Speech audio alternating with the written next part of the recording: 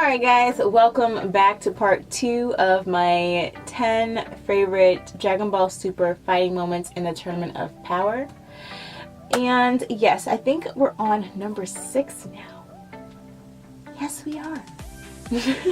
Alright, so the next fight that I'm going to be mentioning is when Gohan and Piccolo are going against Universe 6's Namekians.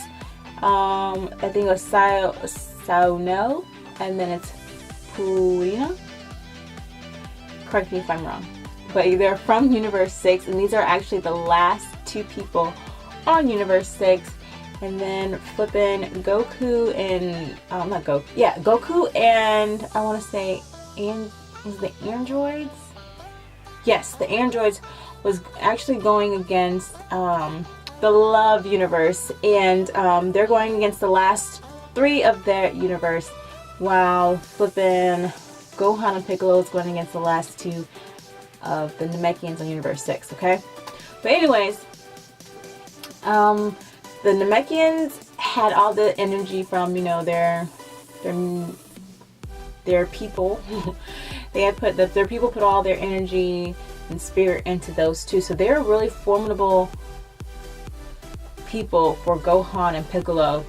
And Gohan was doing pretty darn good against them. They made this coordinated attack to where Gohan was going to like isolate their movements, while Piccolo was supposed to concentrate his little special beam cannon thing. But at first it didn't work, which kind of was bad, and he was about to catch a big wave. But then Gohan came and saved him. And then what else happened after that? Oh, and then they tried it again, and thank the Lord, what's his name? Gohan did his Kamehameha wave. But what happened was, since Gohan did his Kamehameha wave, I loved how in the episode they timed Goku's Kamehameha wave with Gohan's Kamehameha wave. I think that made this fighting scene a little bit more richer for me, because like the father and the son both doing Kamehameha, and like ultimately, you know, getting rid of both universes, Universe of Love to Universe 6. And then it was finished for, you know, Gohan and Piccolo's fight was when Piccolo had enough juice to do his special beam cannon and hit both of the Namekians and wiping them out of the Tournament of Power, while Goku did the same thing with the Universe of Love. So they actually kicked out 2 universes one time. Well, at the same time. So that was pretty dope. But the Gohan, Piccolo, and the Universe 6 Namekians was a great fight for me. Alright, the next fight is against Analyza and Universe 7. It's when the Robotech universe gathered this mad scientist and the remaining 3 robots that they had, and kind of like merged together and made a super robot thingy. It took Vegeta, Goku, Frieza, Gohan, Android 17, and 18 to beat it. But the sad thing is, Android 18 had to sacrifice herself to keep Android 17 in the race, which actually worked out, since it was actually Android 17 who kind of like hurt Analyza by hitting this little thing on his head and destruct his little energy thing. And with that happening, the rest of the folks from Universe 7 was able to kick its butt. So yeah, that's another one of my favorite fights. The next fight is going to be against Dispo and Gohan and Frieza. Frieza was the first one to go against Dispo, but Dispo was kind of like freaking the shit out of Frieza. He was beating him up. Frieza did not really have a good handle on him. He even turned into Super Golden Frieza, and even still, what's his name, Dispo, kind of like shitted on him. It took the help of Gohan to help Frieza to kick his ass. Frieza had this little beam thing trying to cage Dispo from moving around too much, and Gohan was trying to beat him up while he's in the little lasers. But that's what the planet looked like from our side. So the beams went down and Dispo thought he was going to be able to kick Gohan and Frieza's butt, but it didn't work like that. Gohan had hurry up, got to him, held him down, while Frieza sent a blast off to knock both Gohan and Dispo off the stage arena. So yes, Gohan sacrificed himself, but he did it for the reason because Dispo was really a formidable opponent and he had to go. So I wasn't mad at Gohan for that. He made the right choice. But yes, that was my next fight. Alright, so this next fight I think we all can agree was super epic, was the fight between Vegeta and Topo. Now this fight was just one of those fights that just had you at the tip of your seat, clenching your face, because I know I do all the time when I start feeling some type of way. I go like this. And just wanting the person that you want to win to win. And in that case was Vegeta for me. I wanted Vegeta to win. Topo had turned into, I guess, a god of destruction. And at first he was fighting Frieza and Android 17. But he saw Jiren was getting overwhelmed by Goku and Vegeta, so they kind of like crossed, Jiren and Topo had crossed paths, and they came, I guess they looked at each other and knew instinctively what was going on. Vegeta then had to take Topo on because Topo wanted to fight Vegeta, and then just left Goku and Jiren fighting. But yes, it was great. At first, I'm not even going to play around with y'all. Topo was serving some hands to Vegeta, and then ultimately came to when he said something to Vegeta on the lines of casting aside his justice for it doesn't matter anymore. And then Vegeta was like thinking of his family, Kaba, and his pride as a Saiyan itself, and he was like, I cast aside shit, like no way. And then that's when the tables turned and he started to whip Topo's ass. Before that, Topo had sent like this, he was gathering a whole bunch of energy into this blast and was going to send it to Vegeta. But again, Vegeta was thinking all those things that I told you guys about. And he actually gained enough power, freaking broke through that, got in Topo's face and just knocked his ass out. And then, what was it? You can see Topo getting kind of, I guess, overwhelmed. So he just started sending ki blasts. Well, his destruction, Takai blast. What's what I'm calling it? Takai blast.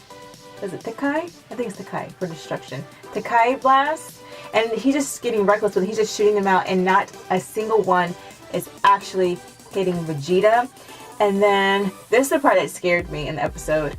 Once I realized what was going on, Vegeta had started gaining this energy, just like the fight he had between, it was like a self-destruction kind of energy that he just poured all of his existing energy into one blast, in the just like he did in the episode between him and Majin Buu.